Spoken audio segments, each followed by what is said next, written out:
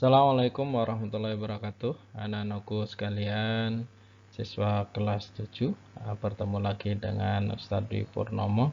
Kita akan belajar bab 2 dari materi kita. Kemarin bab 1 sudah kita selesaikan.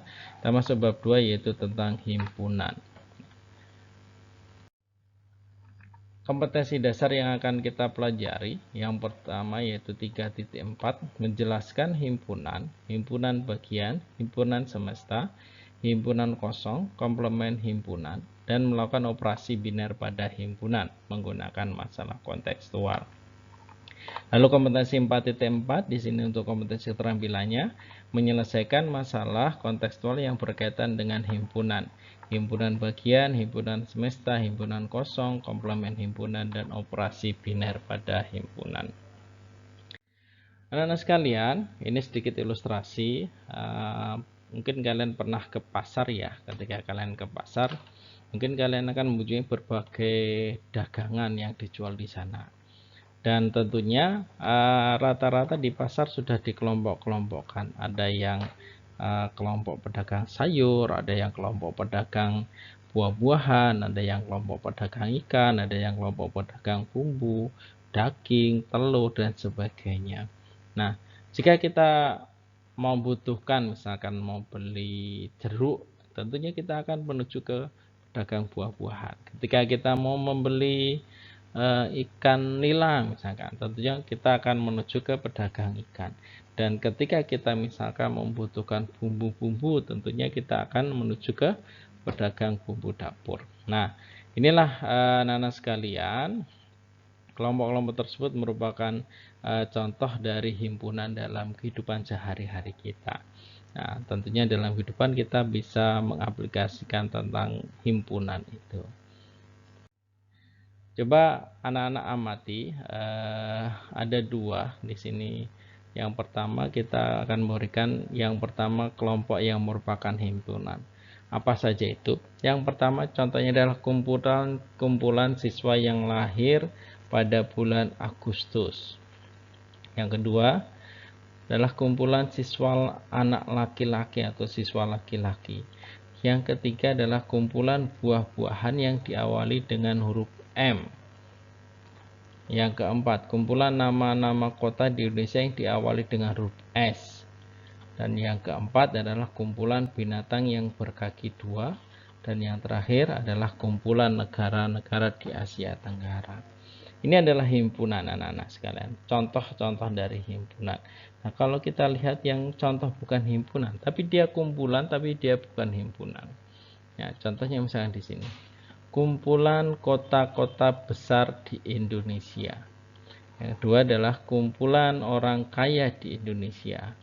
Yang ketiga adalah kumpulan siswa yang pandai di sekolahmu.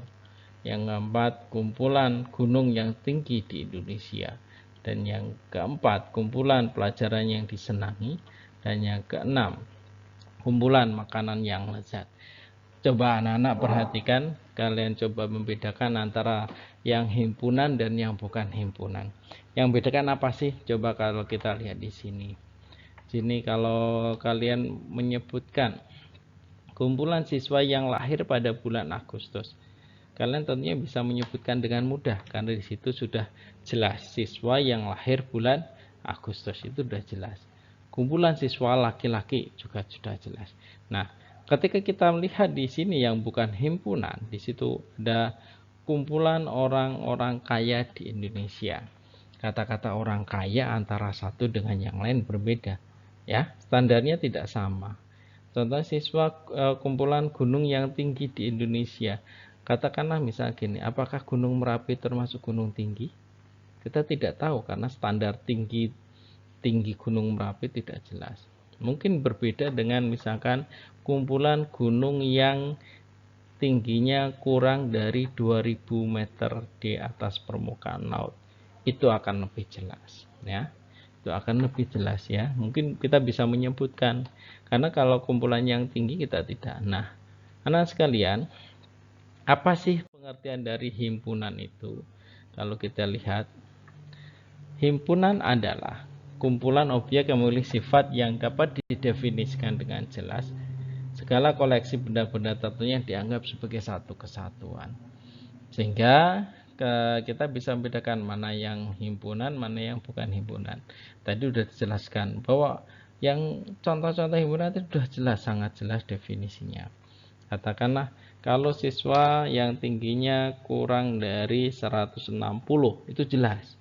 Tetapi kalau kumpulan siswa yang tinggi, nah, kumpulan siswa yang pintar, itu tidak ada definisi yang jelas. Katakanlah kalau pintar itu kita tidak tahu apakah pintar itu ukuran dilihat dari nilai rapotnya atau bagaimana.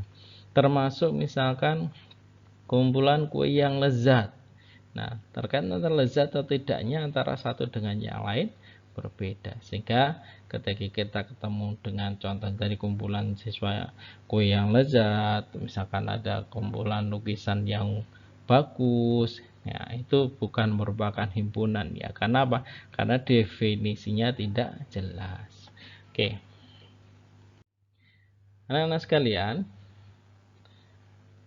di dalam penulisan himpunan kita ada beberapa aturan. Yang pertama, penamaan sebuah himpunan dilambangkan dengan huruf kapital, ya, huruf A, B, C, D, E, F, G, H sampai Z, ya. Itu penamaan dengan menggunakan huruf kapital, ya, huruf besar.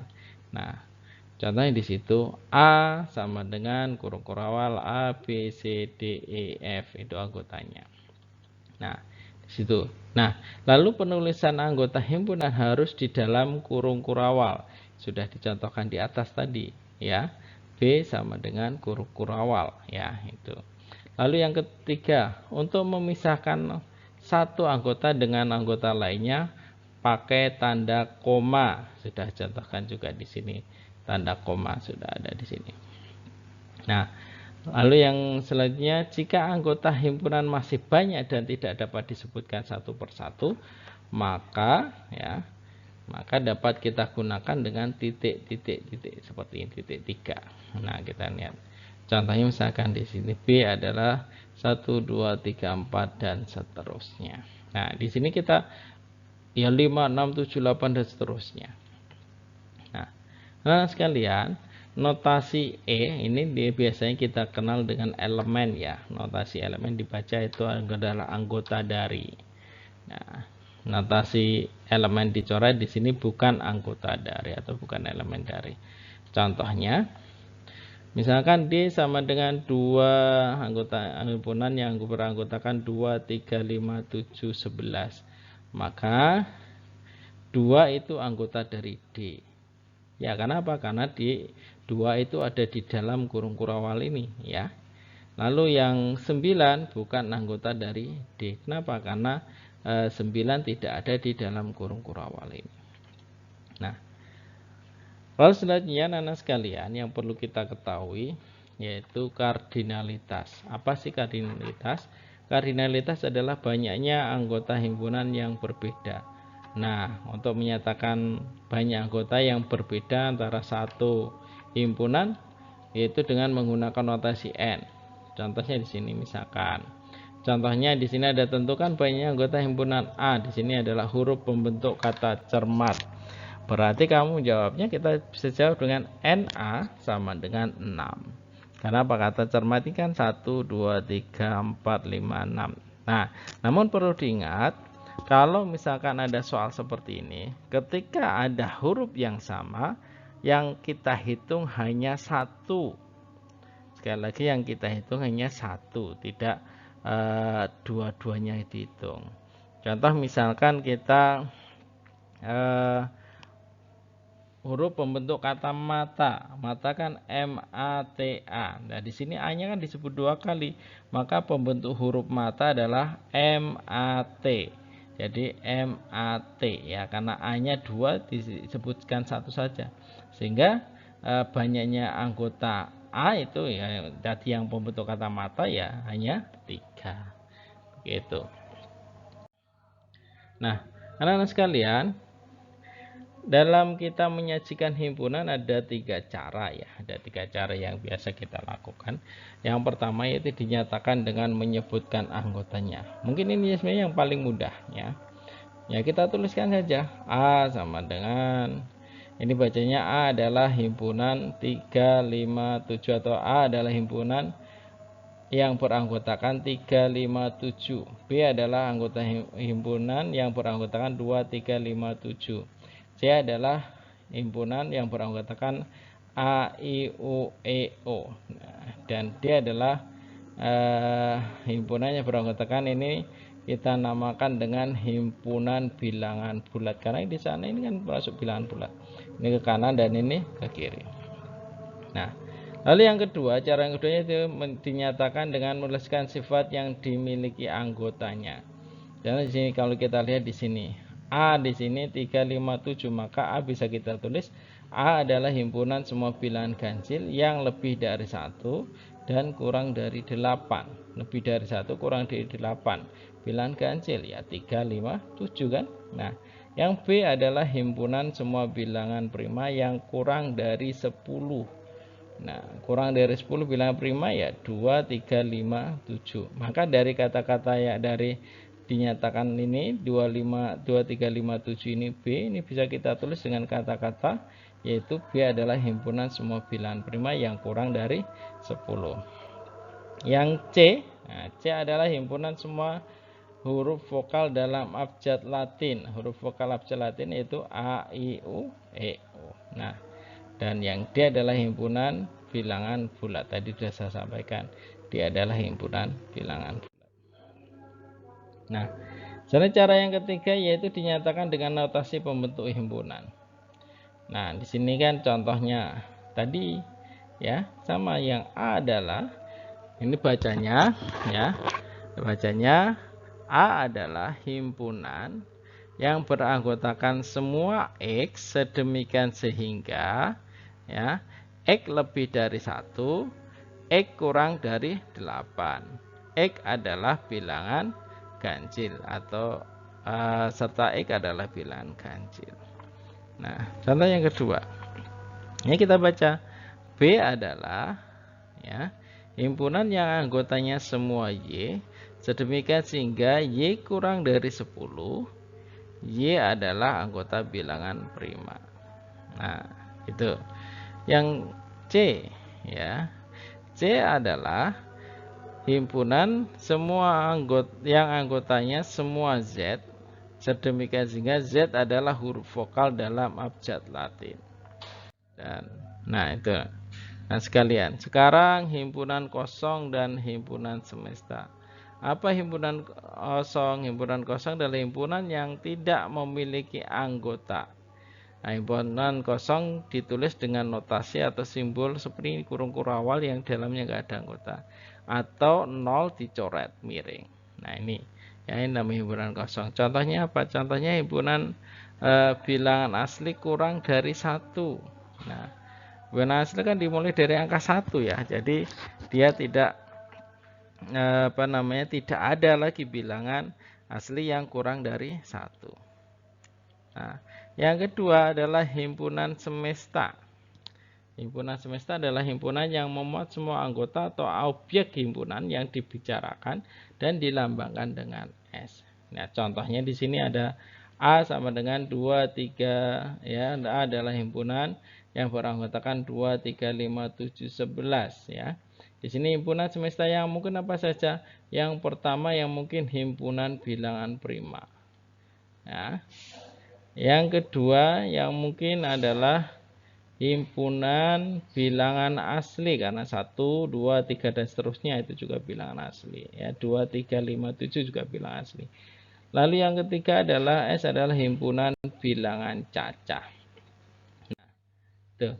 Karena sekalian, selanjutnya ada sedikit tentang diagram Venn ya. Apa itu diagram Venn? Ya. Dalam kita menyajikan dalam sebuah diagram ya, kita yang pertama adalah menyajikan dengan tadi dengan huruf ya, dengan huruf. Dan yang kedua bisa kita sajikan dengan diagram atau gambar. Nah, Diagram ini dikenalkan atau pertama kali atau ditemukan oleh namanya John Venn. Ya, beliau hidup di tahun 1834 sampai 1923. Sedikit petunjuk dalam membuat diagram Venn. Yang pertama, himpunan semesta S digambarkan dengan persegi panjang dan huruf S diletakkan di sudut kiri atas ini. Ini persegi panjang. Ini persegi panjang ya. Ya, di sini ada huruf S. Setiap himpunan yang ada dalam himpunan semesta ditunjukkan oleh kurva tertutup atau lingkaran, berupa lingkaran sederhana. Nah, setiap anggota ditunjukkan dengan titik. Nah, ada titik-titik. Jadi misalkan titik-titik. Dan yang keempat, bila anggota suatu himpunan mempunyai banyak anggota, maka anggota-anggotanya tidak perlu dituliskan. Nah, akan kita jelaskan di sini anak-anak sekalian. Di sini satu ini adalah himpunan semesta, menggambarkan total anggota yang dibicarakan. Ini kotak ya. Nah, anggotanya siapa saja? Ya 2, ada 3, 2, 4, dan 5.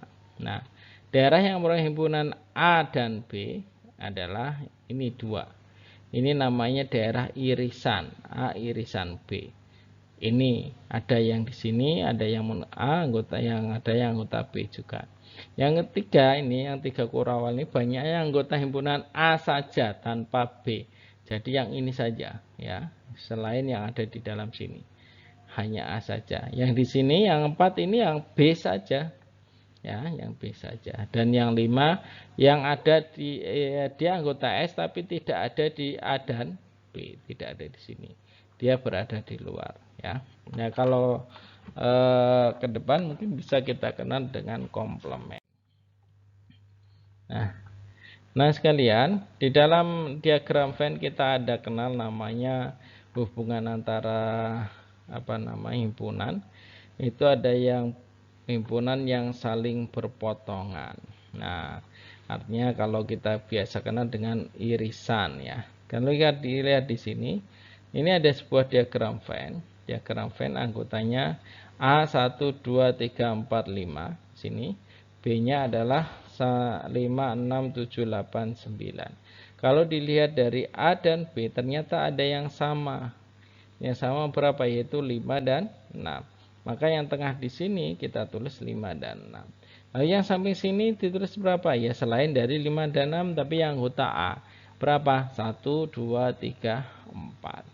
Yang ada di sini, yang di luar irisan tulis berapa? 7, 8, 9. Karena anggota B adalah 5, 6 sudah ada di sini, tinggal 7, 8, 9. Nah, selanjutnya ada yang namanya hubungan saling lepas.